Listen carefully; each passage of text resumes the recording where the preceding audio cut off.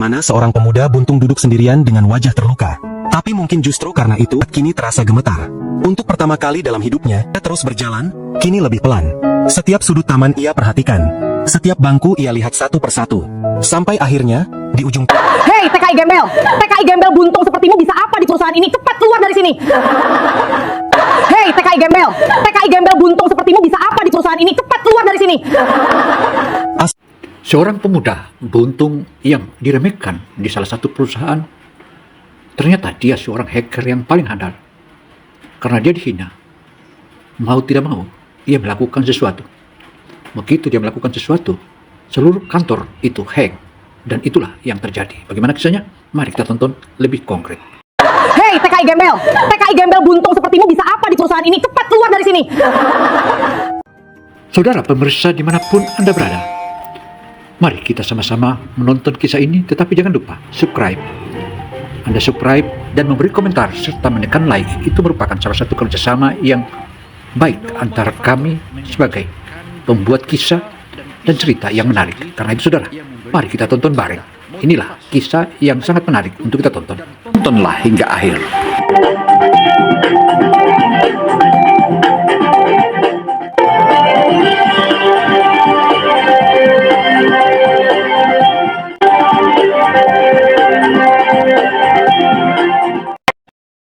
Jumpa lagi dengan Gino Motivator. Gino Motivator kali ini menyajikan seorang hacker yang bertangan buntung menjadi TKI di Jepang, dan ketika dia melamar malah ditolak dan dilecehkan hingga dibentak-bentak, dan sesuatu terjadi setelah 1 jam kemudian. Bagaimana kisahnya? Mari kita tonton. Hei TKI gembel, TKI buntung sepertimu, bisa apa di perusahaan ini? Cepat pergi dari sini. Kata-kata itu menghantam hatinya lebih sakit dari luka manapun. Ia melangkah pergi, tanpa ada yang tahu bahwa 1 jam kemudian, seluruh perusahaan akan bertekuk lutut di hadapannya. Sahabat semuanya, sebelum kita mulai cerita ini, tuliskan dulu di kolom komentar, dari kota mana kalian menonton. Semoga yang subscribe channel ini dimudahkan segala urusannya, dilapangkan rezekinya, disehatkan badannya, dan dikabulkan semua hajat dunia akhirat oleh Allah Subhanahu wa Ta'ala. Amin ya Rabbal Alamin. Saudara, kisah ini sangatlah terharu karena seorang pemuda buntung atau tangannya terpotong. Dia datang ke Jepang. Begitu tiba di Jepang, dia melamar di salah satu perusahaan IT atau teknologi elektronik, tetapi dia ditolak, bahkan dia dilecehkan. Karena itu saudara, mari kita tonton karena kisah ini sangat menyedihkan. Pemuda itu berdiri di depan gedung perusahaan megah yang menjulang tinggi, gedung yang terlihat seperti istana yang hanya menerima orang dengan hidup sempurna. Pintu kaca berputar di depannya memantulkan wajahnya sendiri, wajah letih dengan pakaian lusuh yang tidak pernah benar-benar kering dari hujan semalam. Alek menarik napas panjang. Di punggungnya tergantung sebuah tas coklat kusam, tali-talinya robek di beberapa bagian. Alek berjalan perlahan menuju meja resepsionis. Seorang wanita muda di sana memandangnya lama, seolah memastikan apakah ia tersesat. "Selamat pagi, bisa saya bantu?" katanya ragu. "Saya ingin mengikuti interview divisi teknologi," jawab Alek lembut. Seketika, alis resepsionis itu naik sedikit. Ia tampak menahan tanya yang tidak enak didengar. Tapi ia tetap memberikan formulir pendaftaran dan mengarahkan Alek ke tempat menunggu kandidat lain. Saat Alek duduk, suara bisik-bisik mulai terdengar. Dia melamar di teknologi. Serius? Dengan kondisi begitu? Pakaiannya saja robek semua. Ada tawa kecil, ada gumaman tidak percaya, tapi semua seperti jarum kecil yang menancap perlahan di dadanya. Alek tidak membalas satupun. Ia hanya menundukkan kepala, membaca formulir yang sebenarnya sudah ia hafal dalam hati. Ia mencoba mengabaikan suara-suara itu, tapi suaranya terus menembus pikirannya. Lalu nama itu dipanggil. "Alek, silakan masuk untuk interview." Langkahnya menuju ruang interview terasa seperti berjalan di atas lantai kaca yang tipis. Namun ia tetap melangkah, tetap memegang harapan kecil yang tersisa. Sampai akhirnya ia berdiri di depan pintu besar yang bertuliskan ruangan pimpinan pusat. Pintu itu terbuka. Ruangan luas dengan meja kayu besar di tengahnya. Di belakang meja itu, berdiri seorang wanita muda dengan setelan hitam rapi. Dialah Stephanie. Wajahnya cantik, tegas, dan dingin seperti marmer. Saudara, Alex yang sebagai hacker yang belum dikenal oleh orang Jepang itu, meski di pintu awal dia sudah mendapat penghinaan dan pelecehan, tetapi dia tetap tabah. Dan akhirnya dia berusaha dan masuk sesuai arahan petunjuk yang diberikan oleh staf khusus untuk masuki wawancara atau interview tersebut. Karena itu saudara, mari kita ikuti terus. Beberapa staf berdiri di belakangnya sambil menatap Alek. Sebagian menahan tawa, sebagian tampak geli melihat penampilan pemuda buntung itu. Saat itu juga, sebelum Alek sempat memperkenalkan diri, tangan Stephanie sudah terangkat. Berhenti di situ, ucapnya tajam. Alex terdiam, tubuhnya membeku. Stefani memandangnya dari ujung rambut hingga ujung kaki, lalu berkata tanpa perasaan sedikit pun. Untuk apa kamu datang kemari? Alex membuka mulutnya, mencoba merangkai kata. Saya ingin melamar pekerjaan. Dan di titik itu, sebelum dunia runtuh menimpanya, ia belum tahu bahwa kalimat berikutnya dari wanita itu akan menggores hatinya lebih dalam dari apapun yang pernah ia alami. Tatapan tajam itu tidak berubah sejak Alex pertama kali masuk ke ruangan. Stefani berdiri seperti seseorang yang memegang kuasa penuh atas nasib siapapun yang berani mendekati meja kerjanya. Suara langkah Alex saja seolah menjadi gangguan baginya. Beberapa staf di belakangnya mulai menahan tawa, menutup mulut namun jelas menikmati pemandangan itu. Alex mencoba menjaga sikap. Ia berdiri tegak, meski dadanya terasa sesak oleh tatapan menghakimi itu. Ia menunduk sedikit sebagai bentuk sopan santun. Nama saya Alex, Bu. Saya ingin melamar di bagian teknologi. Saudara, dari interview awal Alex sudah mulai dilecehkan. Bahkan setelah melihat penampilannya yang urakan seperti gembel, ia mulai diberikan kata-kata yang tidak senonoh, bahkan terlalu kasar. Dan dia betul-betul disebut bahwa Anda adalah orang yang tidak cocok dan mereka melihatnya dengan jijik. Karena itu Alex tetap tabah dan sabar dan tetap tunduk, meskipun itu adalah pelecehan terhadapnya. Saya sudah membawa berkasnya. Tidak ada jawaban ramah dari Stefani. Tidak ada anggukan atau senyum kecil. Yang keluar justru sesuatu yang langsung menusuk tanpa belas kasihan. Hei TKI Gembel, ucapnya lantang. Ruangan langsung hening sejenak. TKI buntung seperti MU bisa apa di perusahaan ini? Cepat pergi dari sini. Satu kalimat itu terasa seperti batu yang menghantam dada Alex sampai retak. Suara itu memantul di dinding ruangan, memukul setiap rasa percaya diri yang ia bangun dengan susah payah selama bertahun-tahun. Beberapa staf tak mampu menahan tawa mereka. Tawa itu terdengar lebih keras daripada kata-kata yang baru saja keluar dari mulut sang CEO. Alex memegangi map lamaran dengan lebih erat, seolah jika ia melepaskannya maka seluruh harapan hidupnya ikut jatuh. Ia mencoba bicara, tapi suaranya tersangkut di tenggorokan. Napasnya tercekat, pundaknya turun tanpa ia sadari. Saya hanya ingin mencoba, Bu, katanya lirih. Tidak ada yang mau melihat kamu mencoba, balas Stefani cepat. Perusahaan ini bukan tempat untuk orang dengan kondisi seperti MU. Keluar sekarang. Hening beberapa detik itu terasa begitu panjang.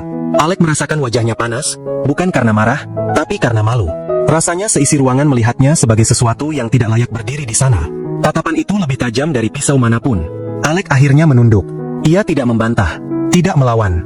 Baik, Bu, bisiknya pelan. Ia berbalik. Langkahnya berat, seperti setiap langkah menginjak kenangan pahit yang pernah ia lewati sebagai TKI. Langkah yang mengingatkannya pada malam-malam ketika ia harus memilih antara makan atau tetap mengirim uang ke keluarganya. Langkah yang mengingatkannya pada operasi yang merenggut lengannya, sekaligus harapannya saat itu. Pintu ruangan tertutup di belakangnya. Suara tawa staf masih terdengar samar, seperti irama mengejek yang tidak mau berhenti.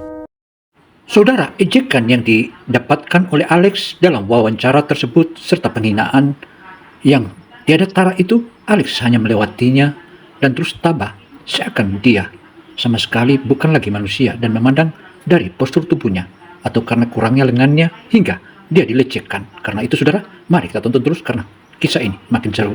Alex terus berjalan melewati koridor yang panjang, menghindari tatapan orang yang belum mengetahui apa yang terjadi, tetapi seolah sudah menilai apa yang ia bawa dalam dirinya. Saat memasuki lobi perusahaan, cahaya lampu tampak lebih redup dari sebelumnya. Ia menunduk dan memegang napasnya agar tidak pecah di tengah ruangan itu. Saat keluar dari pintu kaca, udara dingin Tokyo menyambutnya. Angin bertiup pelan seolah meraba luka yang baru saja dibuka. Di luar gedung, Alex berhenti. Ia menutup matanya perlahan, mencoba menahan gejolak di dadanya. Kata-kata kejam dari wanita itu masih terdengar jelas di kepalanya. Tapi dari sebuah ruang yang lebih dalam di hatinya, muncul suara yang berbeda. Suara yang tidak teriak, tapi tetap tegas. Lihat saja nanti, gumamnya pelan, dan dari gumaman itu, sesuatu mulai tumbuh. Bukan kebencian, bukan dendam, tetapi tekad yang selama ini ia kubur karena dunia terlalu sering meremehkannya. Tekad itu mulai membuka matanya untuk langkah berikutnya. Langkah yang tidak seorang pun di dalam gedung itu bayangkan. Alex berdiri di bawah langit Tokyo yang mulai gelap meski hari masih pagi. Awan tebal menutup matahari, membuat suasana seperti ikut memahami rasa sakit di dadanya. Saudara, perlakuan Alex dari pewawancara ataupun CEO dari perusahaan itu seakan dia bukanlah manusia dan tidak manusiawi, bahkan terngiang-ngiang terus telinganya. Dan dari situlah dia mengambil satu inisiatif untuk melakukan sedikit teguran dan mulailah dia lakukan. Karena itu inilah yang akan kita saksikan bagaimana kehebatan Alex di mata dunia maya. Ia menarik napas perlahan, lalu duduk di bangku kecil dekat trotoar. Jalannya tadi terasa seperti melewati lorong panjang yang penuh bayangan hinaan, dan kini ia butuh beberapa detik untuk menenangkan seluruh getaran dalam tubuhnya. Map lamaran kerja yang ia pegang kini terasa lebih berat dari sebelumnya, padahal beratnya tidak pernah berubah. Tapi bagi seorang yang baru saja ditolak tanpa diberi kesempatan, benda itu seperti beban yang mengingatkan pada semua kegagalan yang pernah ia alami. Alec memandang kertas itu sebentar, lalu menutup mata. Kenapa hidup selalu begini? Gumamnya pelan, namun gumaman itu bukan keluhan. Lebih seperti cara hatinya meraba luka yang sudah terlalu sering datang. Ia mengangkat wajah dan melihat orang-orang berlalu lalang. Mereka mengenakan pakaian rapi, membawa koper mahal, atau sibuk berbicara lewat ponsel. Tidak ada satupun yang memperhatikannya. Tidak ada yang peduli bagaimana seorang pemuda buntung duduk sendirian dengan wajah terluka. Tapi mungkin justru karena itu, ia menyadari satu hal penting. Tidak ada yang akan menolongnya kecuali dirinya sendiri. Saudara, insting yang keluar dari kalbunya atas pelecehan dan penghinaannya itu, Raka harus membuat salah satu keputusan. Keputusan inilah yang terpaksa dilakukan guna mengetahui eksistensi Alex, siapa sebenarnya Alex.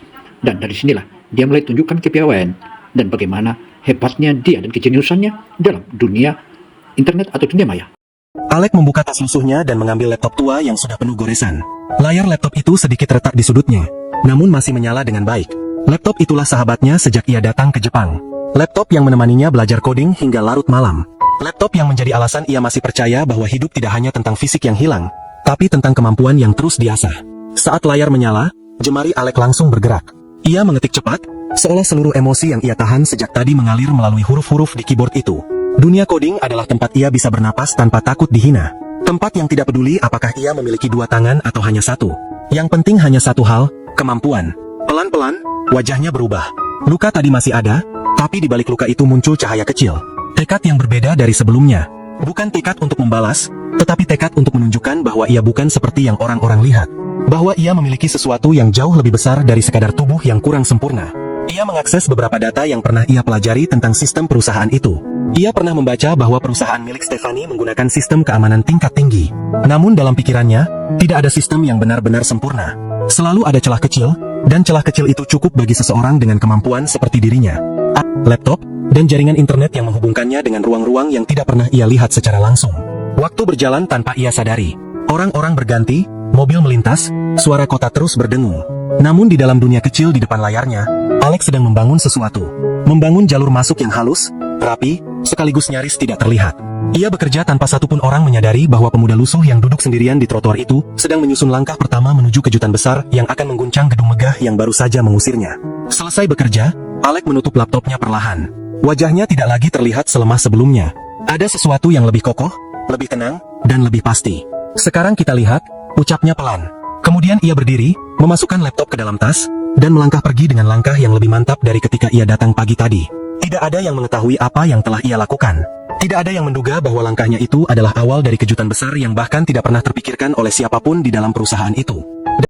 Saudara, setelah Alex melakukan atau membangun sebuah jaringan untuk memasuki server perusahaan yang menghinanya itu, ia kemudian menutup laptopnya dan akhirnya pergi, dan dia dalam hati, kini saatnya untuk kalian merasakan, untuk membalas, dan sekaligus bagaimana jika kalian merasakan apa juga yang saya rasakan. Dan 1 jam setelah ia pergi, dunia akan mulai bergetar.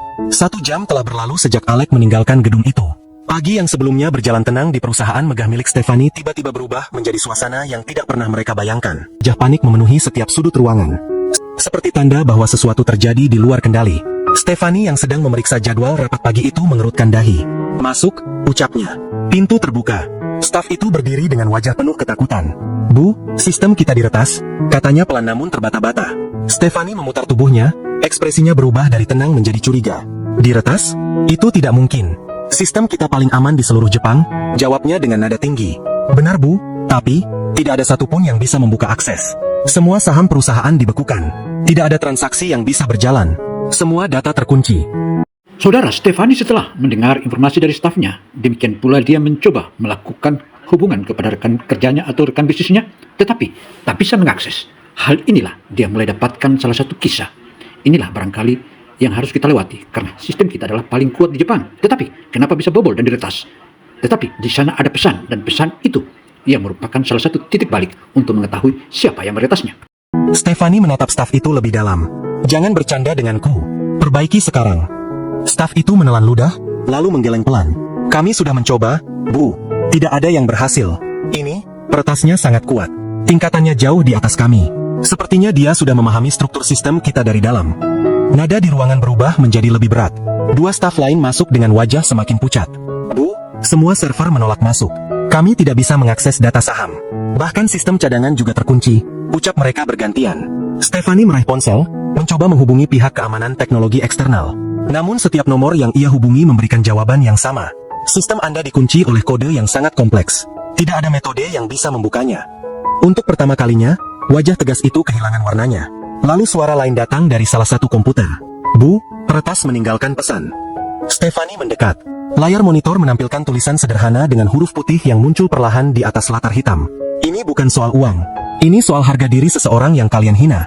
Stefani tersentak. Pesan itu seperti tangan kasar yang menarik kembali ingatannya ke pagi tadi. Ke wajah pemuda lusuh itu. Ke map lamaran yang ia tolak mentah-mentah. Ke suara lirih yang berkata ingin mencoba. Dan terutama, ke kalimat yang ia lontarkan tanpa sedikit pun rasa bersalah. Hei TKI gembel. TKI buntung seperti MU bisa apa di perusahaan ini? Jantungnya berdetak keras. Tidak mungkin, dia, bisiknya. Namun logika yang paling sederhana pun langsung menjawab. Tidak ada siapapun yang masuk ke ruangan itu pagi tadi selain pemuda yang ia usir. Tidak ada yang ia hina terang-terangan selain anak muda itu. Dan tidak ada satupun wajah lain yang lebih menyimpan luka daripada Alec. Stefani menatap layar lama. Ruangan itu hening selama beberapa detik yang terasa sangat panjang. Tidak ada yang berani bicara. Tidak ada yang berani menyentuh sistem apapun. Semua orang menunggu keputusan dari wanita yang kini tampak goyah. Cari dia, ucap Stefani akhirnya dengan suara bergetar. Temukan dia. Sekarang. Timnya saling pandang, namun tetap mengikuti perintah. Mereka keluar ruangan, membagi tugas untuk menyisir setiap sudut kota. Stefani berdiri sendirian di depan layar hitam itu. Orang yang tadi ia usir. Orang yang tadi ia hina. Orang yang kini memegang nasib seluruh perusahaannya hanya dengan satu tangan dan sebuah laptop tua. Langkah-langkah cepat terdengar di seluruh lantai gedung. Mobil berlalu, lampu toko berkelip, dan suara kereta terdengar dari kejauhan. Stefani keluar dari gedung dengan wajah yang tidak lagi sesombong pagi tadi. Sepatu hak tingginya menjejak trotoar basah, tapi ia tidak peduli. Nafasnya cepat dan gugup. Ia menatap sekeliling, mencari sosok yang hanya ia lihat sekilas ketika ia mengusirnya. Coba cari di halte dekat jalan utama, ucapnya kepada salah satu staf yang mengikutinya. Siap, Bu, jawab staf itu sambil berlari menuju arah keramaian. Stefani melangkah lebih jauh. Setiap tempat yang ia lewati, ia bertanya pada orang-orang yang tak ia kenal. Apakah kalian melihat pemuda dengan satu lengan, membawa tas coklat, pakaiannya lusuh? Beberapa orang hanya menggeleng, sebagian lainnya tidak peduli. Stefani menatap langit yang semakin murung. Dadanya terasa berat. Ada sesuatu yang menghimpit, bukan hanya karena perusahaan hampir hancur, tetapi karena bayangan wajah Alec terus mengganggunya. Wajah itu bukan sekadar wajah seorang pelamar kerja. Wajah itu adalah seseorang yang ia hina tanpa memberikan kesempatan sedikit pun. Sampai akhirnya, di ujung taman, ia menemukan sosok itu.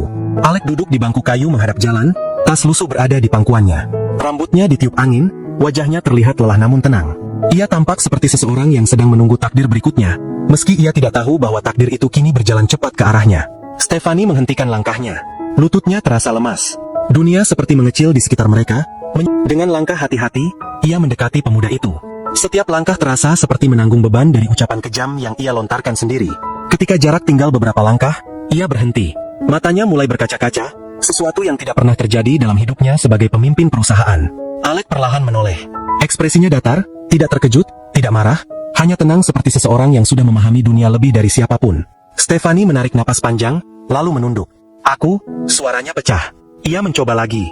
Aku, sangat minta maaf. Tidak cukup. Hatinya lah yang tahu bahwa itu belum cukup. Maka ia melakukan sesuatu yang tidak pernah ia lakukan sebelumnya. Ia berlutut di hadapan pemuda yang tadi ia hina. Orang-orang yang lewat memperlambat langkah mereka, beberapa berhenti dan memperhatikan. Pemandangan itu begitu bertolak belakang dengan pagi tadi. Seorang CEO berlutut di depan pemuda dengan pakaian lusuh. Stefani menahan air mata yang hampir jatuh. Tolong, pulihkan perusahaan itu. Semua orang di dalam sana bergantung pada kamu sekarang. Alec memandang wanita yang kini tertunduk di hadapannya. Dan di balik luka yang masih segar, ia melihat sesuatu yang tidak ia lihat pagi tadi. Kejujuran dan penyesalan yang sungguh-sungguh. Angin yang sebelumnya berembus pelan kini terasa berhenti tepat di tengah taman kecil itu. Suasana seolah menahan napas, menyaksikan pertemuan dua manusia yang tadi pagi hanya terhubung oleh luka, namun kini berdiri dalam ruang yang dipenuhi penyesalan dan keheningan. Orang-orang yang lewat masih melirik, beberapa bahkan berhenti beberapa meter dari mereka, terpaku melihat seorang pemimpin perusahaan besar berlutut di hadapan seorang pemuda dengan pakaian lusuh. Alec menatap wanita itu lama, tidak bergerak, tidak bicara. Di matanya tidak ada amarah, tapi luka itu masih jelas. Saudara Alex setelah melihat kesungguhan dari Ibu Stefani, untuk meminta maaf dan minta tolong agar kembalikan serversnya dan normalkan semua peralatan IT di kantornya. Maka, secara diam-diam, dia mulai meredah amarahnya Alex. Dan akhirnya Alex menyebutkan bahwa, oke, saya akan bantu. Itulah yang membahagiakan Stephanie. Aku mohon, kembalikan sistem perusahaan itu. Semua orang panik di dalam sana. Banyak keluarga yang bergantung pada pekerjaan mereka. Dan, aku telah menghina MU tanpa alasan. Aku salah. Maafkan aku. Kata maaf itu jatuh begitu berat, seperti melewati dinding kesombongan yang selama ini ia bangun. Matanya bergetar, bibirnya menegang, terlihat jelas bahwa ia sedang menanggung rasa bersalah yang tidak pernah ia rasakan sebelumnya. Alex akhirnya bergerak. Ia menarik napas, bukan untuk menahan amarah, tetapi untuk memastikan bahwa suaranya tidak gemetar. Aku tidak ingin menghancurkan siapapun, katanya pelan. Aku hanya ingin membuktikan bahwa aku bukan seperti yang kamu pikirkan. Stephanie mengangguk cepat, seolah takut kehilangan kesempatan untuk memperbaiki segala yang sudah hancur. Aku tahu, aku sadar sekarang, dan aku benar-benar menyesal. Alex menundukkan kepala sejenak. Ada jeda panjang sebelum ia berbicara kembali. Jeda yang muncul bukan karena keraguan, tetapi karena ia sedang memilih langkah yang paling benar, bukan langkah yang paling menyakitkan. Aku akan mengembalikan semuanya, ucapnya akhirnya, membuat napas lega keluar dari mulut wanita itu. Tapi ada satu syarat. Stephanie mengangkat wajahnya perlahan, menunggu syarat itu dengan penuh kecemasan. Apapun, katanya lirih. Asal perusahaan kembali normal, dan asal aku bisa memperbaiki kesalahanku. Alex menatap matanya langsung, tanpa keraguan. Terima aku bekerja di divisi teknologi. Bukan karena belas kasihan, tapi karena aku memang mampu. Syarat itu membuat orang-orang di sekitar yang mendengar ikut terdiam. Tidak ada permintaan uang, tidak ada ancaman, tidak ada dendam. Saudara, Alex memang adalah seorang pemuda yang baik. Jika dia berniat tidak baik, tentu saja bisa jadi dia memeras perusahaan Stephanie. Dan berapapun diminta oleh Stephanie, tentu saja akan diberikan dan diupayakan. Hal inilah permintaan Alex hanya sederhana saja. Terima saya sebagai seorang pekerja teknologi atau IT di kantormu, agar tidak ribet dan semuanya saya akan memperkuat lagi sistem keamanan perusahaan yang Anda miliki. Yang ada hanya satu permintaan sederhana dari seorang pemuda yang dihina sepanjang hidupnya. Kesempatan. Stephanie mengangguk cepat, rasa bersalahnya semakin kuat. Tentu saja, ucapnya. Mulai hari ini kamu bekerja di perusahaanku. Aku sendiri yang akan mengurus semua berkasmu. Kamu akan mendapat posisi yang layak, tempat kerja yang baik, dan semua fasilitas yang kamu butuhkan. Alex tidak tersenyum, tidak juga menunjukkan rasa puas. Ia hanya mengangguk pelan, seolah syarat itu bukan untuk menguntungkan dirinya, tetapi untuk mengembalikan harga dirinya yang sempat diinjak di depan banyak orang. Ia lalu berdiri. Stephanie menghapus sisa air matanya pelan sebelum berdiri kembali. Tanah yang menempel di lututnya menjadi bukti bahwa kadang seseorang harus menurunkan egonya sedalam mungkin untuk memahami beratnya luka orang lain. Baik, ucap Alex perlahan. Aku akan ikut dengan MU. Kita kembali ke gedung. Stephanie menelan napas panjang, kali ini dengan rasa lega yang bercampur haru. Terima kasih banyak. Dan di balik langkah itu, takdir perusahaan sedang bergerak menuju titik yang tidak pernah dibayangkan siapapun. Perjalanan kembali ke gedung perusahaan terasa berbeda bagi keduanya. Stephanie berjalan beberapa langkah di belakang Alex, wajahnya menunduk, seolah setiap langkah adalah pengingat atas kesalahan yang ia buat. Sementara Alex melangkah tanpa banyak bicara, membawa tas lusuh dan wajah yang tidak menunjukkan kemenangan, hanya ketenangan yang sulit dijelaskan. Bu, sistem masih terkunci semua. Kami sudah mencoba dari setiap sisi, tapi tidak bisa menembusnya. Stephanie hanya memberi anggukan singkat, lalu menatap Alex. Silakan, ucapnya pelan. Alex mengangguk kecil dan mengikuti staf menuju ruang pusat sistem. Ruangan itu penuh dengan komputer yang menyala bersamaan, grafik berwarna merah berkedip cepat, dan alarm kecil yang berbunyi sebagai tanda bahwa ada serangan yang berlanjut. Beberapa staf IT berdiri dengan wajah putus asa, karena tidak ada siapapun yang mampu menemukan celah dari kode yang mengunci server mereka.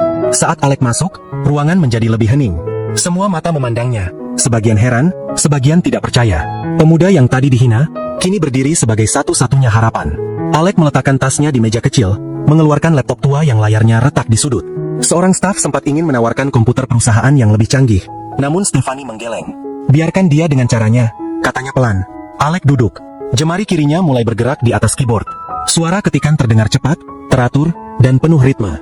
Ia membuka jalur masuk yang tadi ia buat, menelusuri lapisan kode demi lapisan kode dengan ketenangan seperti seseorang yang sedang membaca buku yang sudah ia hafal seluruh isinya. Semua orang menatap layar dengan napas tertahan. Pada layar besar di depan ruangan, tampak struktur sistem perusahaan yang penuh garis-garis merah. Tetapi secara perlahan, garis merah itu mulai berubah warna. Dari merah menjadi oranye. Dari oranye menjadi kuning. Hingga akhirnya warnanya berubah menjadi hijau lembut. Satu staf langsung terbelalak. Tidak mungkin, dia membuka 3 lapisan sekaligus dalam waktu kurang dari 30 detik. Gumamnya tak percaya. Staf lainnya menundukkan kepala, merasa malu atas tawa mereka pagi tadi. Alex tidak berhenti. Ia terus bergerak, membersihkan sisa-sisa kode yang membuat saham perusahaan membeku. Ia memperbaiki celah keamanan yang sudah lama diabaikan. Ia menambahkan algoritma pelindung yang selama ini tidak dimiliki perusahaan. Semua itu dilakukan dengan ketenangan seperti seseorang yang sedang merapikan rumahnya sendiri. Setelah belasan menit, layar besar di depan ruangan berubah total. Semua grafik naik menjadi stabil. Semua server kembali normal. Dan saham perusahaan yang tadi membeku mulai bergerak naik sedikit demi sedikit. Suara lega terdengar dari seluruh penjuru ruangan. Beberapa staf bersorak kecil. Ada yang memegang kepala karena tidak percaya apa yang mereka lihat. Stephanie berdiri di belakang Alex dengan mata yang berkaca-kaca. Bukan hanya karena sistem pulih, tetapi karena ia akhirnya melihat sendiri bahwa laki-laki yang ia hina itu memiliki kemampuan yang jauh lebih besar dari siapapun yang pernah bekerja untuknya. Setelah memastikan semuanya stabil, Alex menutup laptopnya pelan. Selesai, ucapnya singkat. Ruangan langsung dipenuhi bisik-bisik kagum. Dia jenius. Tidak ada yang bisa melakukan itu secepat itu. Aku tidak percaya orang yang kita hina tadi pagi adalah penyelamat perusahaan. Alex berdiri dari kursinya. Ia tidak mengangkat dagu, tidak mencari pengakuan, tidak menunjukkan kesombongan. Ia hanya menatap layar sebentar lalu melangkah keluar ruangan. Saudara Alex setelah habis memperbaiki server serta memperbaiki semua security dan keamanan perusahaan IT yang dia dapat kerjakan itu, juga dia merupakan salah satu kekuatan yang makin memperkuat perusahaan itu. Dan semua orang yang ada di kantor tak ada lagi yang berani meremehkannya. Dan inilah awal mulanya Alex dihargai dan mulai diperhitungkan bahwa dia adalah seorang pemuda jenius meskipun buntung. Meninggalkan setiap orang dalam rasa kagum yang sulit hilang. Stephanie mengikuti di belakangnya, langkahnya pelan, seolah takut mengusik ketenangan pemuda itu.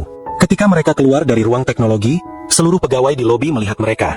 Tidak ada lagi tawa, tidak ada bisikan merendahkan. Yang ada hanya hormat yang tumbuh karena apa yang baru saja disaksikan oleh banyak orang. Dan tanpa disadari siapapun, momen itu menjadi titik awal perjalanan baru. Perjalanan yang akan membawa perusahaan itu ke arah yang tidak pernah dibayangkan. Di tangan pemuda yang dihina itu, nasib mereka berubah. Sejak hari Alex memulihkan sistem perusahaan itu, suasana di dalam gedung berubah total.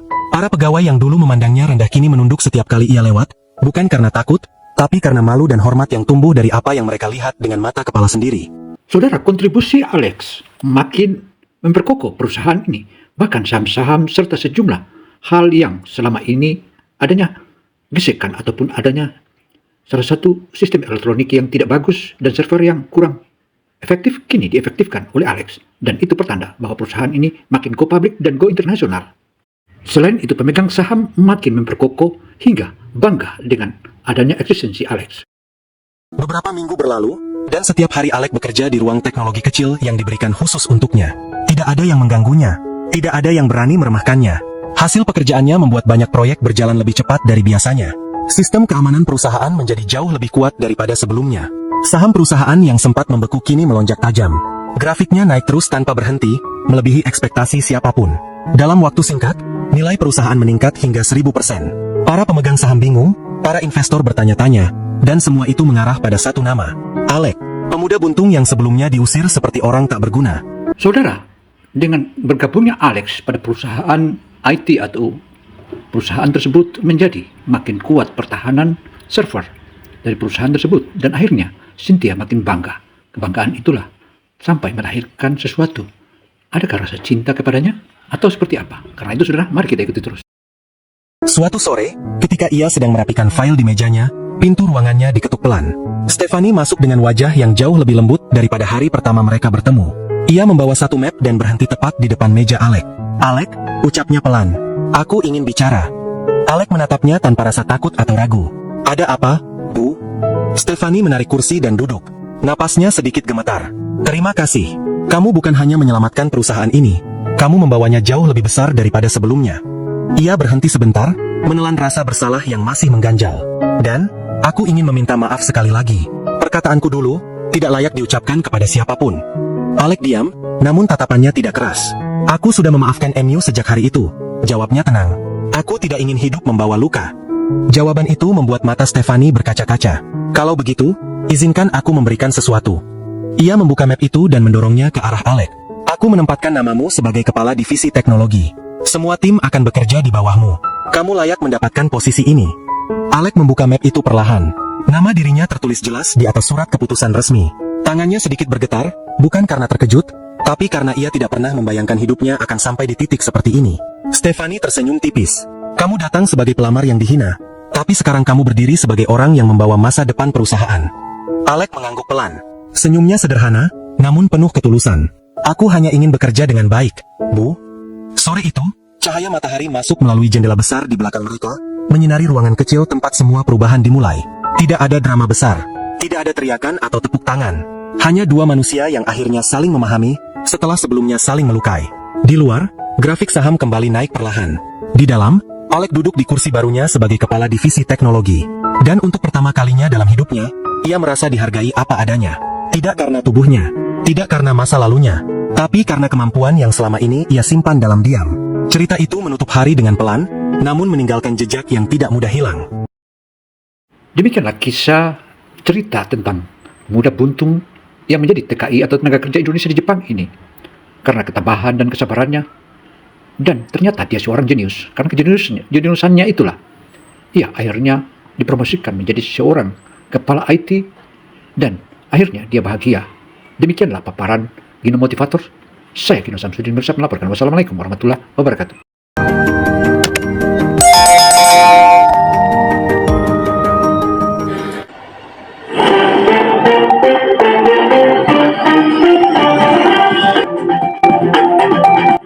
Gino Motivator menyajikan berita-berita dan kisah-kisah sedih yang memberikan kita motivasi. Ayo ikuti dan tontonlah hingga akhir.